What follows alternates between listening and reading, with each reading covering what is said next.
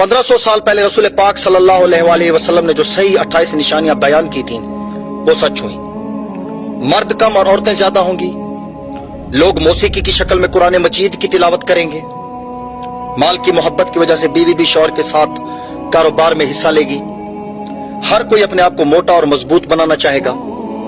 नमाज और जिंदगी में लोगों का सुकून खत्म हो जाएगा। सूद का कारोबार आम हो जाएगा। मुनाफिक पैदा होंगे। लोग इबादत करेंगे मुनाफिकत और शोहरत पाने के लिए। फितने बढ़ेंगे और दीनी इल्म में कमी आएगी। लोग कुरान को तनख्वाह का जरिया बनाएंगे। झूठ आम हो जाएगा और लोग झूठ की गवाही देंगे। लोग सही अहदीस का इनकार करेंगे और गलत अहदीस बयान करेंगे। मुसलमान अमीर हो जाएंगे लेकिन मजहबी पेशवा नए हो जाएंगे। कुफर आसान होगा। इंसान सुबह मुसलमान और शाम को काफिर, और शाम को मुसलमान और सुबह काफिर।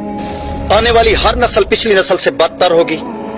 लोग इस्लाम पर चलने वालों पर हैरान रह जाएंगे और वो नई चीजें देखेंगे।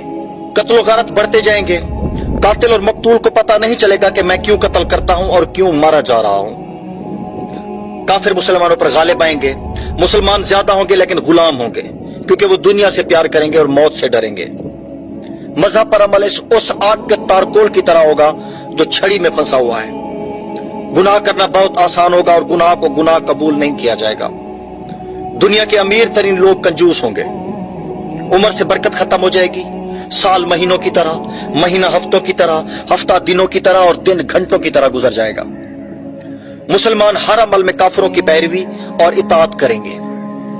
अरब की मिट्टी वसी होगी और मदीना की आबादी बढ़ जाएगी। लोग ज़कात लेने के अहल नहीं होंगे और फिर भी ज़कात मांगेंगे।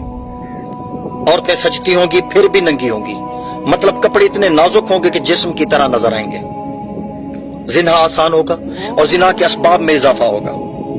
जहालत आम हो जाएगी। लोगों को दुनिया का इल्म हो जाएगा मगर जहालत की वजह से दीनी इल्म से जाहिल होंगे। बेहया औरतों और आलात मौसीकी में इजाफा होगा।